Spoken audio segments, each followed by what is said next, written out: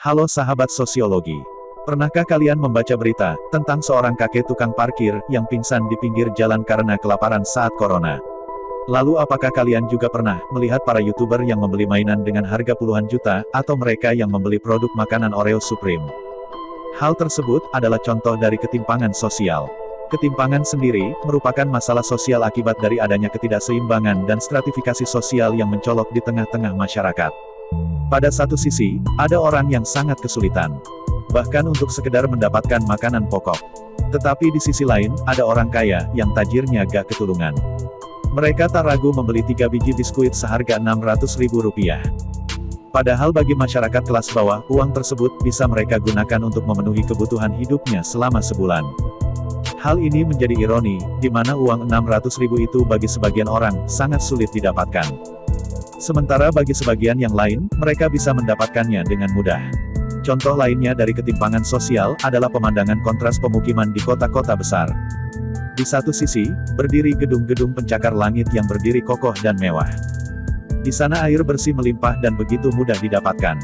Sementara di sisi yang lain, terdapat pemukiman masyarakat yang kumuh dan padat. Bahkan bisa dikatakan tidak layak huni. Air bersih sangat susah didapatkan, sehingga mereka terpaksa menggunakan air dari sungai yang telah tercemar. Pada tahun 2015, Bank Dunia melaporkan bahwa 74% tanah di Indonesia hanya dimiliki oleh 0,2% masyarakat. Tingginya angka ketimpangan sosial di Indonesia juga dilaporkan oleh Tim Nasional Percepatan Penanggulangan Kemiskinan atau TNP2K pada tanggal 9 Oktober tahun 2019. Dalam laporannya dinyatakan bahwa 1% orang kaya di Indonesia menguasai 50% aset nasional.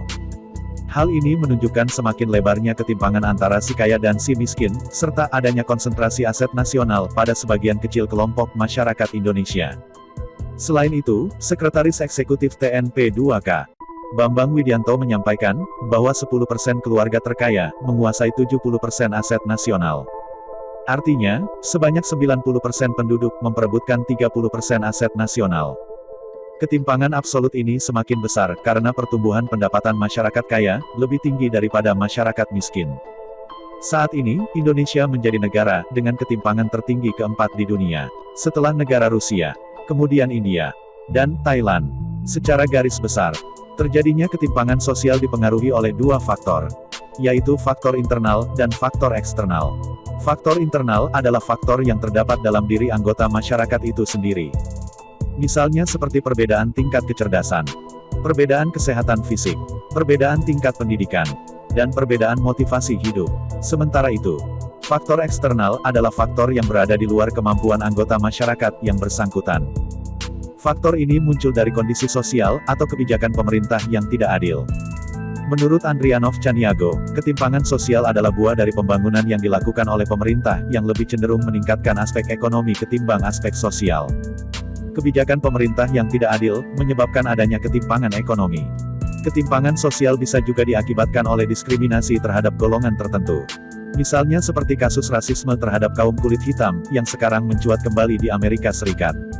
Warga kulit hitam turun ke jalan menuntut haknya.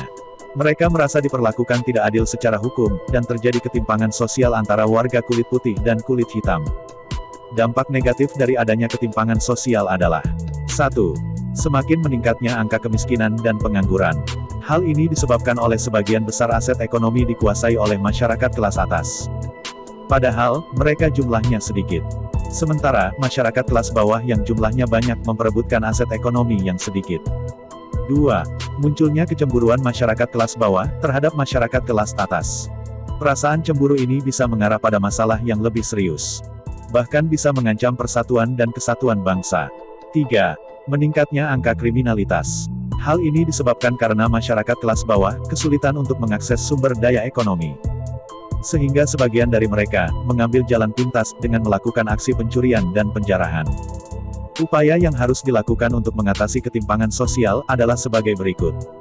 Pertama, pemerintah harus mengeluarkan kebijakan yang adil kepada semua kelompok masyarakat.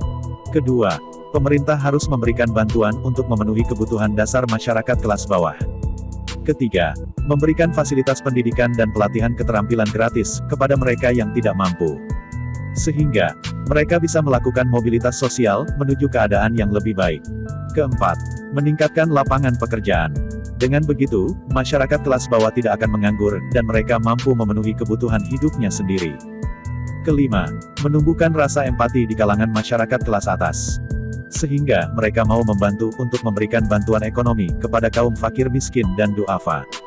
Karena sikap saling membantu ini, akan menghilangkan kecemburuan sosial. Oke, sekian dan terima kasih atas perhatiannya. Kalau kalian suka video ini klik like. Dan jika ingin update video lainnya dari kami, silahkan klik subscribe.